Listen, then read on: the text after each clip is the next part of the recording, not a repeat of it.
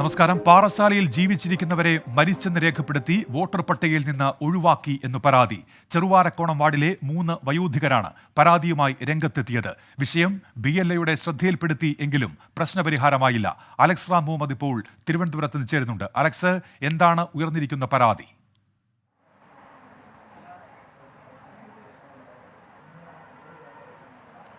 ഉന്മേഷ, വോട്ടെടുപ്പിന് 2 ദിവസം മാത്രം ശേഷിക്കെ ഗൗരവതരമായ പരാതിയാണ് പാറശാലയിൽ നിന്ന് ഉയരുന്നത്.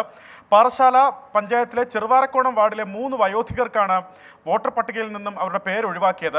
ഈ 3 വയോധികർ മരിച്ചെന്നു കാട്ടിയാണ് അവരുടെ പേര്, ജീവിച്ചിരിക്കുന്ന ഈ 3 വയോധികരുടെ പേര് വോട്ടർ പട്ടികയിൽ നിന്ന് ഒഴിവാക്കിയതെന്നാണ് പ്രാദേശിക രാഷ്ട്രീയ നേതൃത്വത്തിന്റെ പരാതി. ഇതിൽ ചെറുവാരക്കോണം വാർഡിലെ 3 വയോധികർ പറയുന്നത്, ഞങ്ങൾ മരിച്ചിട്ടില്ല, ഇപ്പോഴും വീട്ടിൽ തന്നെ ഉണ്ട് എന്നിവർ പറയുന്നുണ്ട്. കീഴ്പേരുവിള വീട്ടിൽ ഗോവിന്ദൻ, അദ്ദേഹത്തിന് 79 വയസ്സാണ് ഗോവിന്ദന്. മുത്തുമാണിക്കൽ വീട്ടിൽ ബൾസമ്മാൾ, 82 വയസ്സുകാരിയാണ് ബൾസമ്മാൾ. കാഞ്ഞിരവിള വീട്ടിൽ സുന്ദരാഭായി, 75 വയസ്സാണ് സുന്ദരാഭായിക്ക്. ഈ 3 വയോധികരുടെ പേരുകളാണ് വോട്ടർ പട്ടികയിൽ നിന്നും ഒഴിവാക്കിയിട്ടുള്ളത്.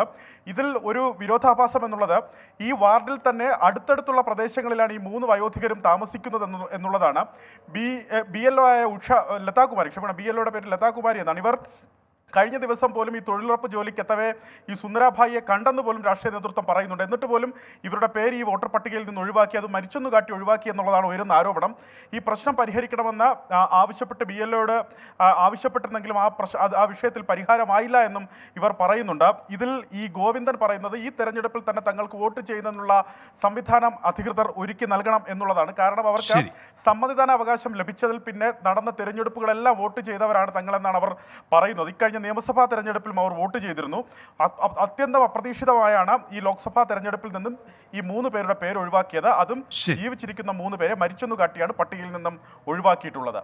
അലക്സ് റാം മുഹമ്മദാണ് വിവരങ്ങൾ നൽകിയത്.